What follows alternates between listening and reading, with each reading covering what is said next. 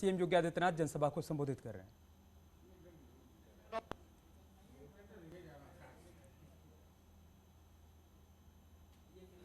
एक सूफी संत हुए थे,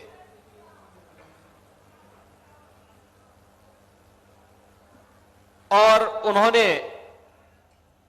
यहां की धरती में अपनी दोहावली के माध्यम से उस कालखंड में जो अपनी रचनाएं रची थी, मलिक मोहम्मद जायसी ने यही से कहा था कि योगी सिद्ध होई तब जब गोरख सो भेंट। स्योतार महायोगी गोरखनाथ के वे अनन्य अनुयायी थे और उन्होंने उस योग की साधना में इतने पारंगत हुए थे कि उन्हें सिद्धि प्राप्त हो गई थी। भारतीय परंपरा कितनी समृद्ध है, वह व्यक्ति, जाति, मत और मजहब नहीं देखती। अमेठी ने जिन लोगों को आजादी के बाद देश की सत्ता सौंपी थी, मलिक मोहम्मद जायसी की ये बात अगर उनके दिमाग में आई हुई होती तो संभवतः हिंदू और हिंदुत्व में भेद नहीं करते। लेकिन चूंकि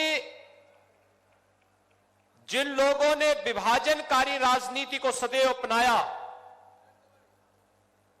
विघटन और विभाजन जिनके जीन्स का हिस्सा है,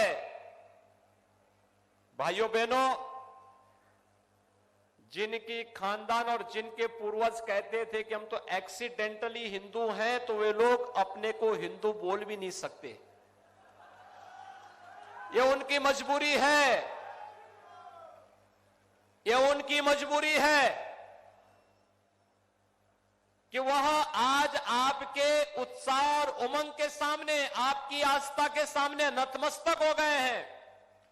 अन्यथा उन लोगों ने तो बहुत पहले कह दिया था कि हम एक्सीडेंटली हिंदू हैं, यानी दुर्भाग्य से ही भारत में जन्म ले लिए हैं। और इसलिए जब वे एक्सीडेंटली थे तो ये एक्सीडेंट देश के साथ जब भी अवसर मिला, देश के साथ भी और अमेठी के साथ भी यही करते रहे। याद करिए, आपके पूर्व सांसद जब विदेश में रहते हैं तो भारत के खिलाफ बोलते हैं, और जब केरल में जाते हैं तो अमेठी के खिलाफ भी जरूर बोलते हैं, अमेठी की जनता को कोसते हैं। भाइयों बहनों, मैं ये नहीं समझ पाया कि इतना तो खुद गर्ज किसी को नहीं होना चाहिए कि जिस जनता ने उन्हें सत्ता के शीर्ष पर पहुंचाने में योगदान दिया, अपनी नाकामयाबियों को छुपाने के लिए उन्हें बार बार कोसना, उन्हें कटघरे में खड़ा करना, अपनी नाकामयाबियों को न देखना, अपने काले कारनामों को न देखना, मुझे लगता है ये अमेठी के साथ, प्रदेश के साथ और देश के साथ अन्याय होगा। और यही होता रहा है, अमेठी के साथ यही होता रहा है। हम लोगों में कोई छुपाव भी नहीं है और कोई घबराहट भी नहीं है। जब मुख्यमंत्री नहीं थे तब भी हम लोग कहते थे, आज मुख्यमंत्री हैं तब भी कह रहे हैं और आगे भी यही कहेंगे कि गर्व से कहो हम हिंदू हैं। हमें कोई संकोच नहीं है। और हिंदूपन का यह भाव व्यक्ति, जाति, मत और मजहब में नहीं बांटती। ये हमारी सांस्कृतिक पहचान है। इस सांस्कृतिक पहचान को जानने का प्रयास अगर इन लोगों ने किया होता तो 1947 में इस देश का दुर्भाग्यपूर्ण विभाजन भी नहीं होता। सत्ता के प्रति जो इनकी अति लालसा थी, इसने देश का भी विभाजन करवाया था। और यही लालसा लगातार तुष्टीकरण की हदें पार करते हुए कभी कश्मीर में धारा 370 लगाती थी, कभी अयोध्या में राम मंदिर पर ताला बंद करवाती थी, और कभी राम सेतु को तोड़ने के लिए ये लोग लालायित दिखाई देते थे। कभी इस देश में सांप्रदायिकता विरोधी कानून ला करके इस देश के हिंदुओं को कैद कर देना चाहते थे, उनकी आस्था के साथ खिलवाड़ करना चाहते थे। और जब उन्हें लगता है कोई चुनाव आ गया तो भाइयों बहनों फिर ये लोग निकल पड़ते हैं। आपने देखा होगा गुजरात विधानसभा का चुनाव चल रहा था 2017 के दिसंबर महीने में, और भाइयों बहनों उस समय जब चुनाव चल रहे थे तो चुनाव के दौरान यहां के पूर्व सांसद जब एक मंदिर में गए और मंदिर में घुटने टेक करके पूजा करने के दृश्य बैठने के लिए घुटना टेक करके जैसे बैठे तो पुजारी ने कहा भी पालती मार के बैठो। उन्होंने कहा नहीं हमें जानकारी नहीं है। उन्होंने कहा भैया ये मंदिर है, ये मस्जिद नहीं है, कम से कम इतना तो सीख लो।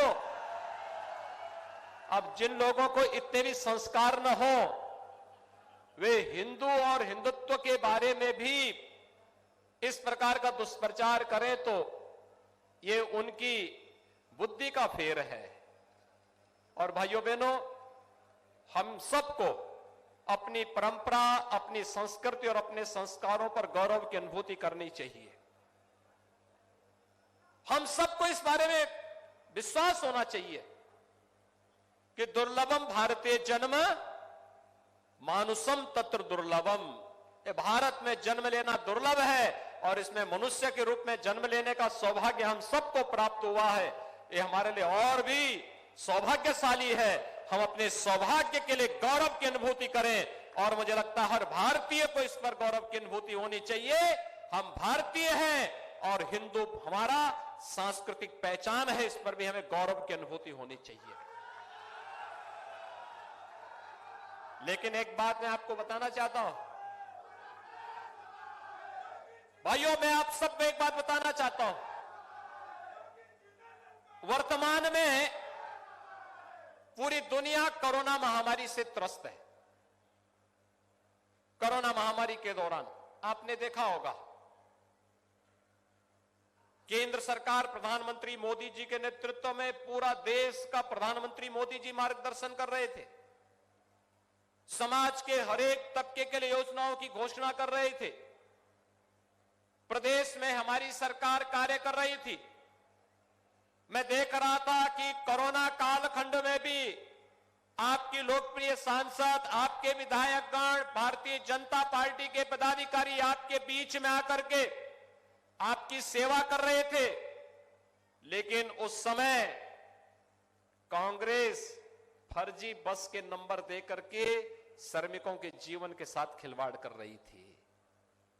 आपने देखा होगा भाई बहन का फर्जीवाड़ा। 1000 बस का नंबर हमें दिए और जब मैंने उनकी जांच कराई तो पता लगा कि स्कूटर का नंबर दे दिया। ये तो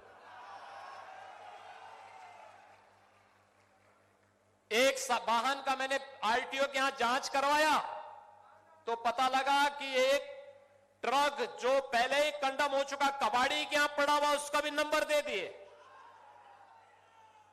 अब आप सोचिए, कोरोना से हम लड़ाई लड़ रहे हैं, एक एक श्रमिक की जान को बचा रहे हैं, कोटा से अपने युवाओं को वापस ला रहे हैं, प्रयागराज में प्रतियोगी परीक्षाओं की तैयारी कर रहे अपने नौजवानों को वापस उनके